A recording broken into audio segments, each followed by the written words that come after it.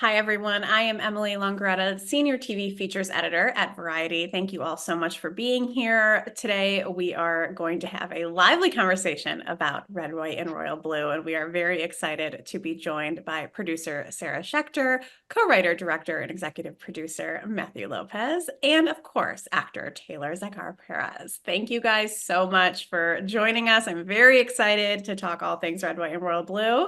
I want to kind of just dive in and start at the beginning of when you guys first were presented with this book, when you read it, what your experience was. I know I think I've talked to you guys about this before, but Matthew, let's start with you and when you first read this book and why it was that it resonated with you.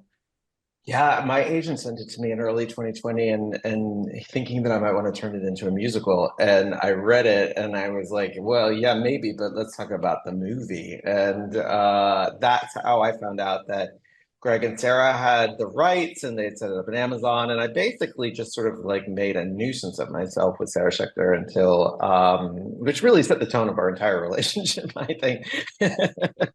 And I basically shamelessly lobbied for the job. I loved the book from the moment I started reading it. I loved the characters. I loved Casey's writing. I loved everything about it. And I just knew I couldn't sleep until I got to make the film. And luckily, Sarah slipped me an Ambien and told me I had the job. I love that. Go ahead, Sarah. How about you? I did not drug him. Let's just No, she did not. No, that was I made that up. yeah. I made that up. Yeah, no, made that up. I first heard about the book long before it was published. My exec Mike McGrath read it first and he came into my office. He's like, I read this book. He's like, I'm a little nervous to email you about it because it's kind of dirty. And It's he's so like, Mike. so yeah. So he's like, so it's like this great love story, but it's like very steamy. And so I can't really summarize all of it without like maybe breaking HR rules. And then I read it, Greg read it, we all like fell in love with it. And there was several parties sort of chasing Casey for the rights because it was so clearly just going to be a fantastic film if done well.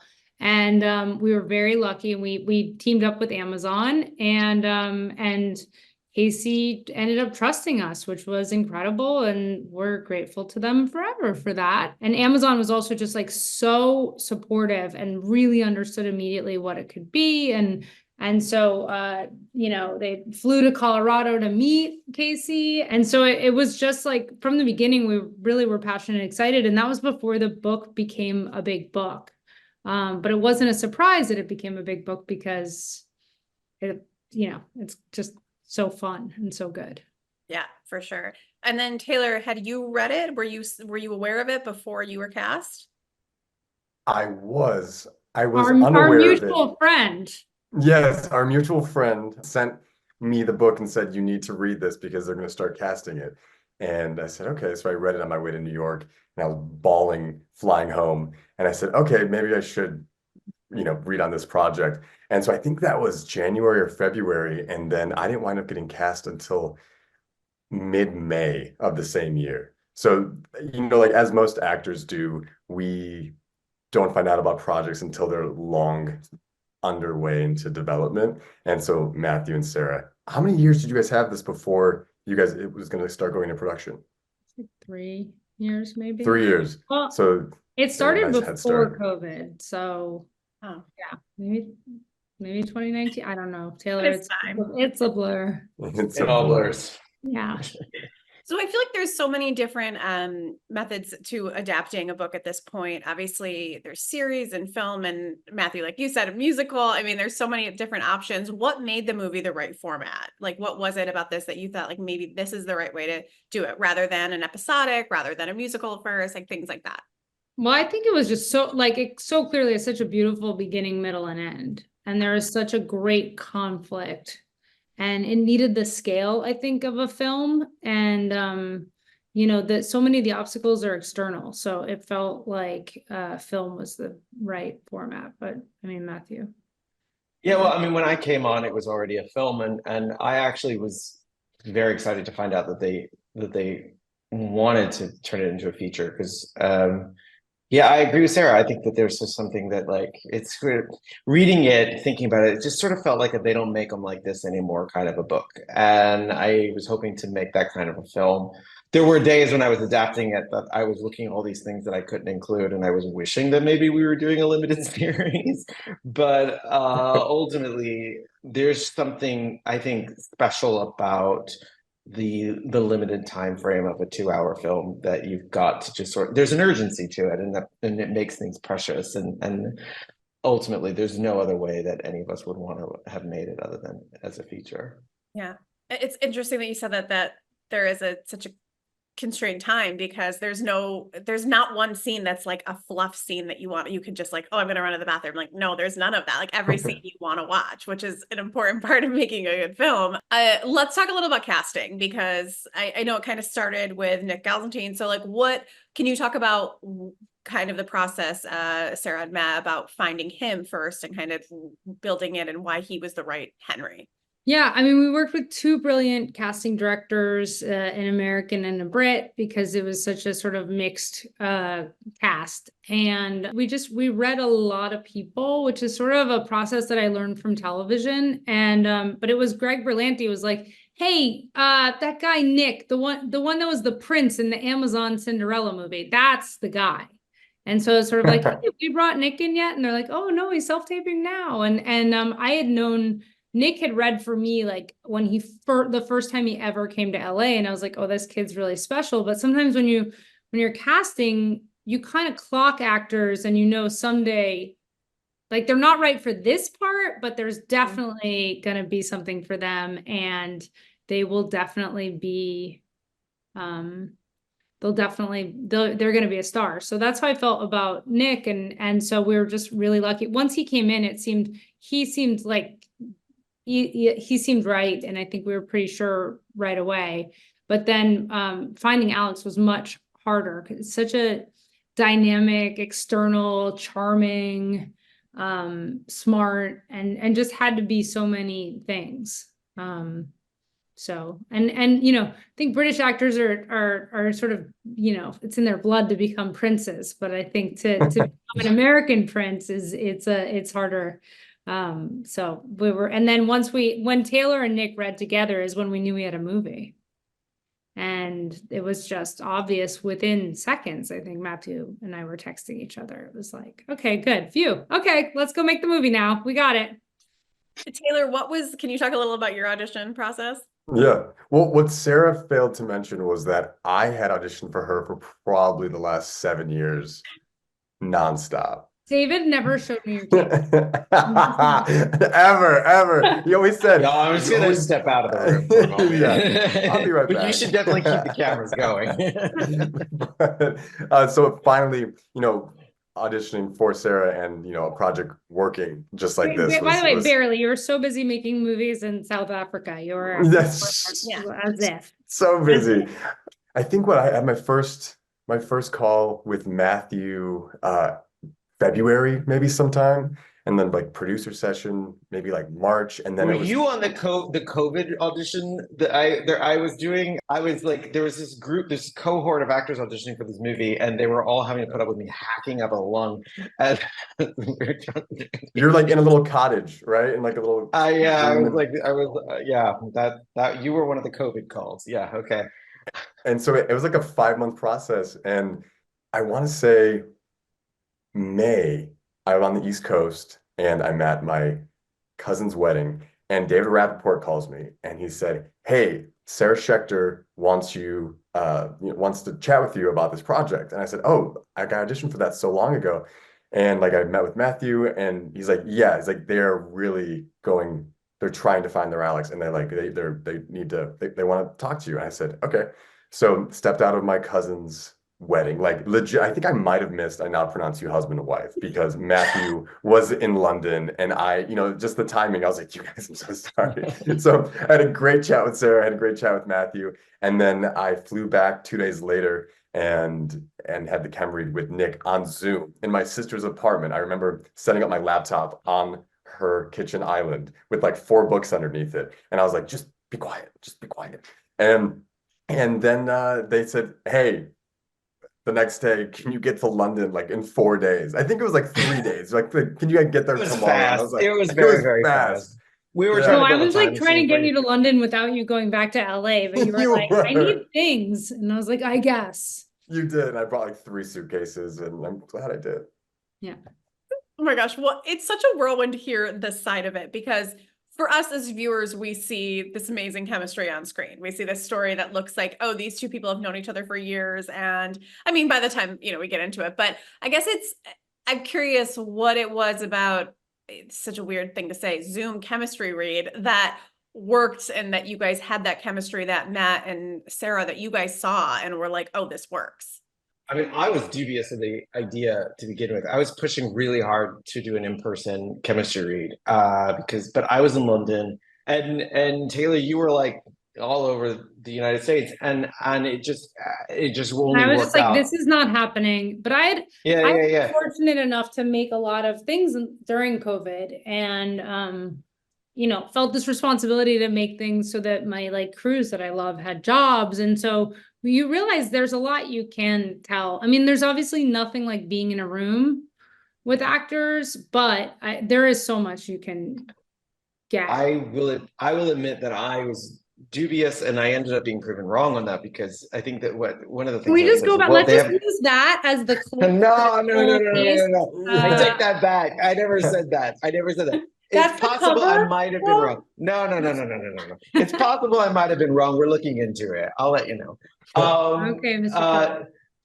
It's tough. It's tough to be on Zoom with another actor because even just in a conversation with a friend or something like this, there's always that bit of a lag. And when you're in person acting, it's just so much easier because you get to play off each other right away, opposed to having that maybe half a second, that moment that you're like, did they say something?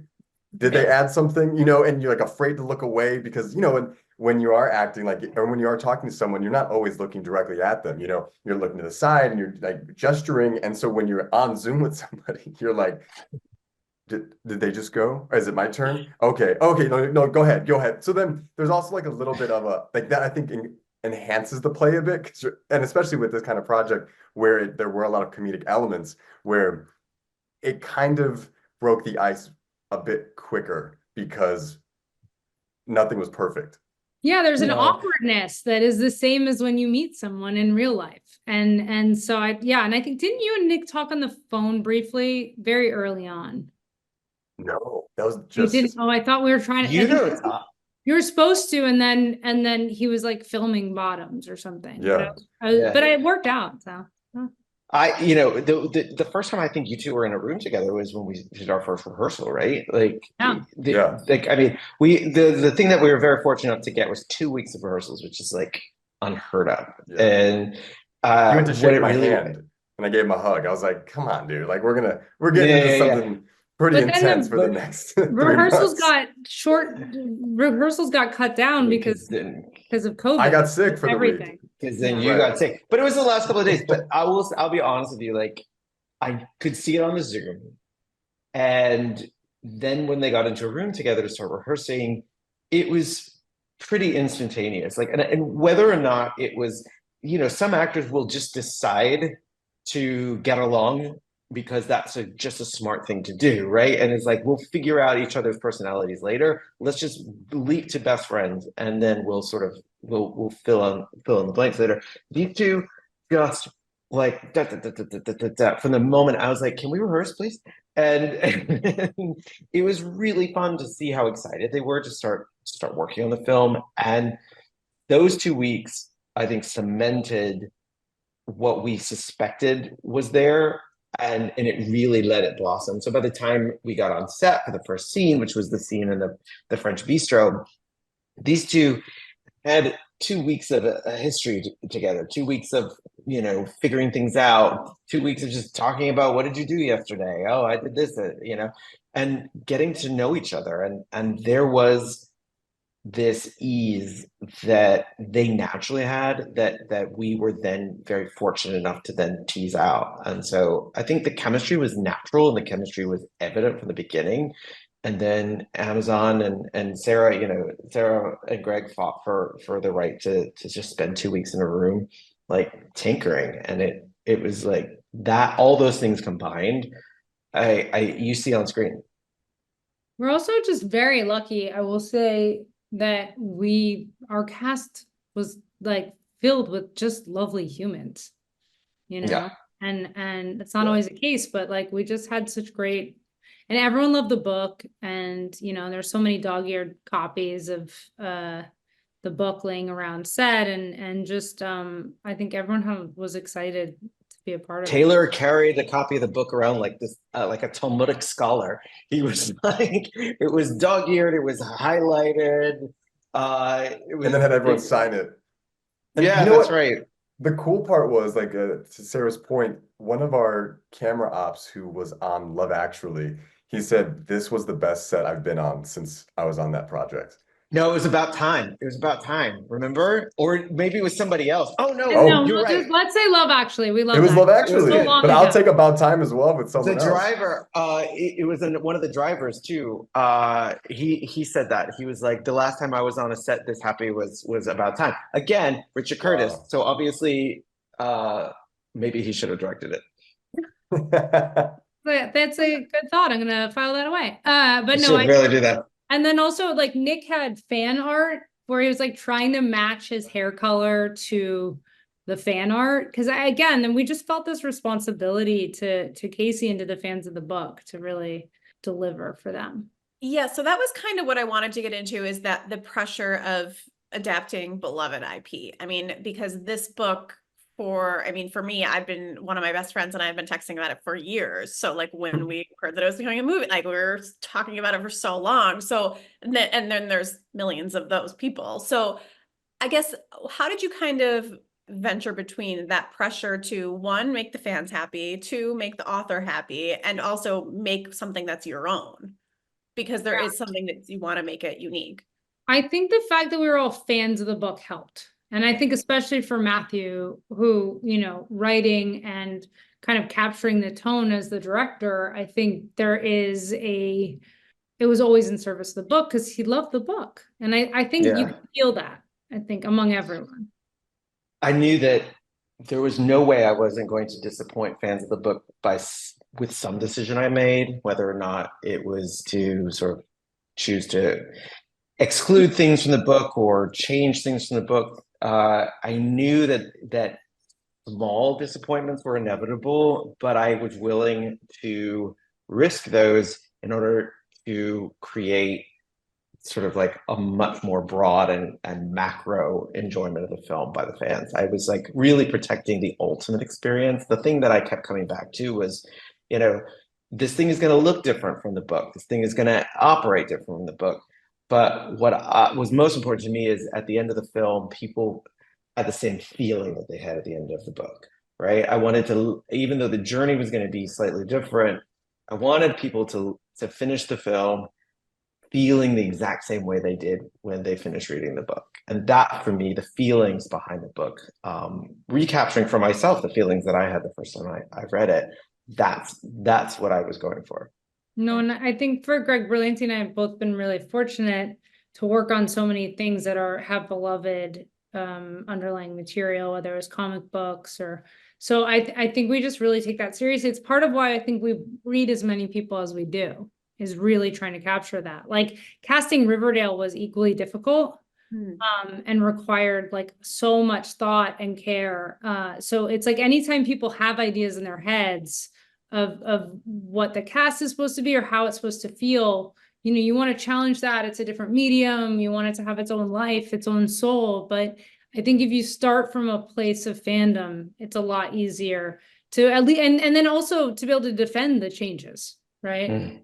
I think too, and again, going back to the casting as well, it's like everybody had their idea about who Alex and Henry were, how Henry and Alex should be played by. And I knew that, again, like all of these opinions were present, but they were not as important to me as our instincts and our gut when we put Taylor and Nick together. And for the longest time, until I started to get to know them on set, I couldn't think of them other than as Alex and Henry. They really did become those characters in ways that that you just sort of you pray that that's going to happen when you make something like this. And so that too, of just sort of everybody has a million different ideas in their minds about who these characters are, but you only have the opportunity to present one version of it.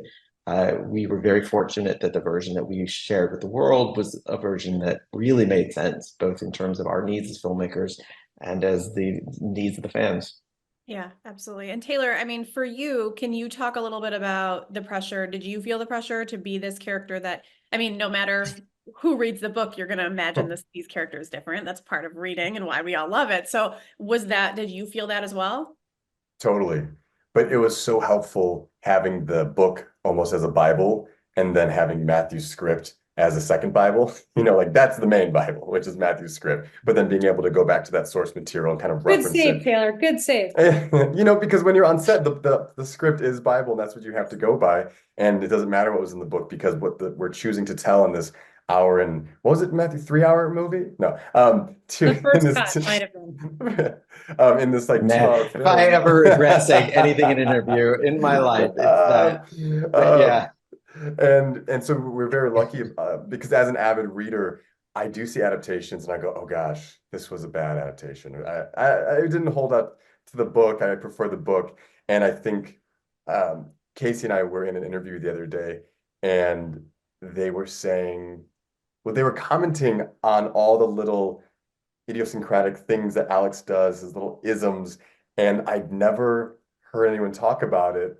And I was so grateful that they had said something because I did reread the book and try so hard to find those little specific things that Alex would do that personally as an actor is so much fun because it gives you all those extra little details to think about and focus on. But it also gives the fans that it's kind of tantalizing because you're like, oh my gosh, I see.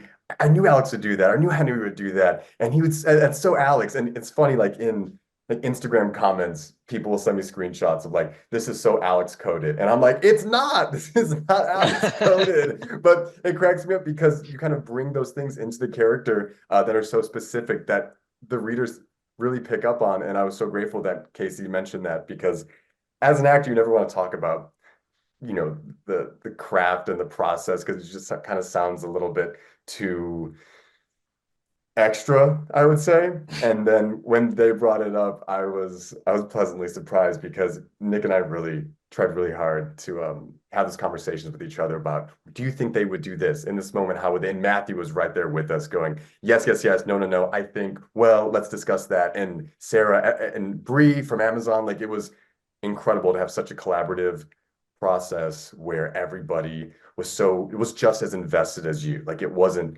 just a paycheck. It wasn't just like a notch in their belt. They knew how much this project meant to them and how much it would mean to the world. And we had to do this right. I also just think like in this business and the medium of television and film, and especially television, because it's like in your house, it's one of the sort of frustrations is if you do your job really well as a producer, as a writer, as a director, as an actor, it looks really easy. It looks like it wasn't that much work, but it was so much work. And I think, but that's the magic of it, is you should be able to access the emotion and the comedy and the experience and the adventure. But yeah, Taylor, you made choices every second. But you just made it look really natural. So now, people don't realize how hard it was. Well, I think the best thing about working with Sarah too is you know what you want and you're very black and white, but you don't take emotion out of it. I think you've done this for such a long time and you're such a pro that you kind of just know what works, but you're not when you make a decision, it's not just because I said so, but you allow us to talk through it with you and allow us to understand your process of getting to that conclusion, which a lot of producers don't do. It's either, it's yes, no, and that's it. It's like a parent sometimes, like because I said so. Taylor and Matthew really want to do this like all in mime and black and white. And so let them play with that and, shoot at least 2 hours before I was like, I don't think this is the best idea, guys. Oh, yes. Roma, part 2. Yeah, I was definitely doing like Seventh Seal kind of thing. I was doing real, You're like, high yes. contrast, black and white. Yeah. Matthew, anytime I am prepping to talk to you and I read that this was your directorial debut, I literally have to like remind myself because I don't understand how. And because this was so, it was just so, the storytelling was so well done. So I'm curious for you what the biggest challenge was when you did take that on, because there is a lot of moving parts. And like you guys just said, I mean, it looks so beautiful and effortless on screen, but it's very difficult to make a film. So I'm curious for you what the biggest challenge was. The first thing I'd say is that thank you, but I think that if you're making your first film, it's an ass kicker no matter what. If you're working on a scale like this or you're working on a scale like this, it's all new. You've never done this before. You're relying on the expertise of the people around you. So I think part of this the thing that got me through the experience of making the film is that I didn't know how much of a high wire I was actually on compared to maybe the $5 million movie that I could have made as my first film, right? And certainly not the number of eyeballs that were going to be on this because of the popularity of the book. So I had the pleasure of ignorance in many ways about how the film was made. What I will say, and I think it is sort of the answer really is I was surrounded by really talented and experienced people, and we did have a fairly unified vision for the film. It was my responsibility to come in as the director and sort of present this vision, and yet we all sort of Sarah and I really sort of saw the same pair of eyes, and then where we saw it differently, it was a genuine like exchange of ideas, and that like the best idea should win because it's not about our egos, it's about what's right for the film. Yeah, I mean, like the hardest part about making the film, I think, was just learning on the job, right? It was not. I had enough experience. I have enough experience in theater to know that it is perfectly legitimate to say I don't know. I think the big difference is in theater, you can say I don't know and then come up with the answer a week or two later. And on a film set, you have 7 seconds to answer the question.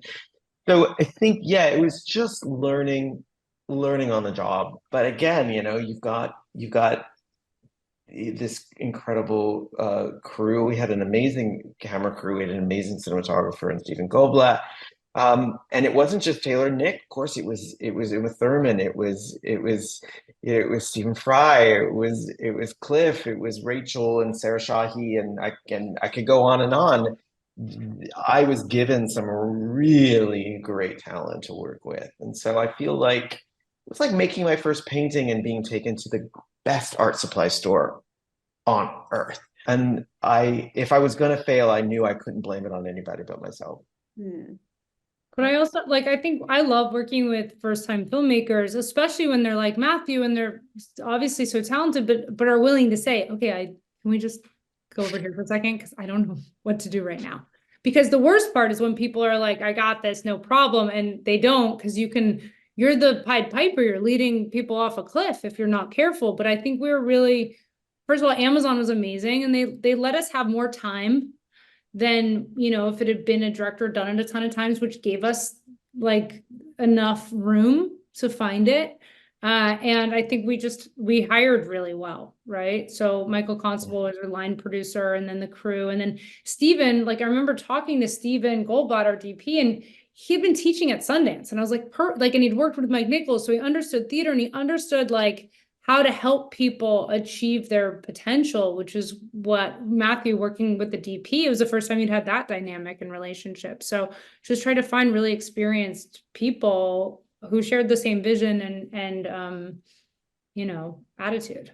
Yeah. I'll never forget the first really gnarly day we had on set, which was New Year's Eve, and it was about a week and a half into filming, and it was there was a huge rainstorm, and it was our COVID tent. It ended up being a super spreader event, but we ended up starting really late because of lots of different issues out of our control, and we just never got ahead, and we just had to like push and push and push, and it was just one of those like sweat through your shirt let it dry, sweat through it again kind of day. You know? And I remember at the end of that not fun day, you said to me, Sarah, like, you learned a valuable lesson in this, in that you have another gear that you can work in. And while it was not fun, and I'm grateful it was only one day out of a 45-day shoot, it was an incredible learning lesson to sort of fail on your feet and still have to go back and keep working. And that I mean, you know, Stephen Daldry was one of my huge mentors in my life, making The Inheritance with him. And one of the things that I love about Stephen is he says out loud, he goes, I love being wrong. I love being wrong. Because it keeps your ego in check, and it just sort of annihilates assumptions. And your assumptions are usually the things that make things bad. And it's when you can see that your assumption is wrong and then have to think on your feet to make a new decision based on this new information. It's exciting. You lose a lot of t-shirts, but you end up, you know, usually hopefully doing good work. Yeah, well, and I that's what will, magic is. That's, you Yeah. know, it's in the exceeded expectations. with Matthew, some days we would be talking about, he'd say, hey, Taylor, can we talk about what we're doing tomorrow? I say, yeah, sure. So we talk about the setup and everything. And then the next day would come and he would say something different. And I go, wait, didn't we just run through that yesterday? He goes, well, I spoke to Steve and da da da da. And, you know, and Always but there comes was, down to that. well, yeah, it was a long well every single time. And there was no, exactly, like, again, no ego. It was like, I want to do this, but if that's going to take us 45 minutes back, and we have so many setups to shoot today. And so it was like always calculating in his mind how to do this the most efficient way without ego and to just get it done. And, you know, and as an actor too, you had to go, okay, so just erase what I thought we were doing today and do it again. And when I was, I think I was like on a SAG panel, and I was talking about, I think I was talking about working on this project, and I said, you just have to be able to take whatever is thrown at you. Like, you have to get your acting to a level where you're not going to be thrown off when you're giving a different note that you've been practicing for 2 days. Like that's, and that's what Matthew was really strengthening as his first time director, is just going, okay, pivot, and it's just like really cool to see. I know we're almost out of time, and I want to kind of just wrap up by asking if there's anything specific that you learned on this project that you will take to future projects, including the sequel. Oh my God. I think you learn every day. That's what's fun about it. Yeah. You know, I think the biggest thing I learned from making this film, especially when you're making this kind of film, is that this kind of movie making especially is about the heart, and it's about these two characters, and these, you know, you got to find the thing that it's about, and you have to find not just what it's about story wise or thematically. You have to understand what the engine of the thing is. And the engine of this film was Taylor and Nick and those two characters. And we learned that in writing it. You know, so many scenes just went, if they're not in it, they don't belong. So many scenes went in the editing process. If it doesn't directly influence their story, it's out of the film. I think that there is a kind of essentialism that I learned making this film, even on a big film like this, that essentialism in storytelling, especially in film, will carry you through, and you have to just sort of figure out what that essential element is. I would say one thing that I really focused on, that I'm continuing to take on, is the showing and not telling aspect of storytelling. And also understanding that, like, kind of piggybacking on Matthew, is it's not about you personally. Like, whatever you're bringing onto this set, like, leave it at the door, because once you get in your trailer, get through hair and makeup, and get on set, it is all about the characters. Everything you do is in service of the characters, the story, and the film as a whole. And if you're in this industry for any other reason than that, you can have a tough time. Yeah, it's a good lesson. Sarah, how about you? I would just, I mean, I think you learn on everything that you do, and which is great. And if you stop learning, that's a problem. But I'd say something I learned on this film is like, you know, is to protect that core essential kind of like the eternal flame of what the project is, because it continues to evolve. Like what Matthew and I thought the project was when we were before prep, we're just looking at a screenplay, is different than once you're prepping it, once you're making it. And then when you're in post, you're redefining, you have to re-envision what all your expectations were. So I think you just have to hold fast to the essential truth of it, which is what another way of saying what I think Taylor and Matthew said. But I think also just like work with talented people. That's not a genius insight, but it really helps. It helps. It really helps. Yeah. Thank you guys so much for being here today. Really appreciate it. And congrats again on Red, White, and Royal Blue. Thank Thanks, you. Emily. Thank you.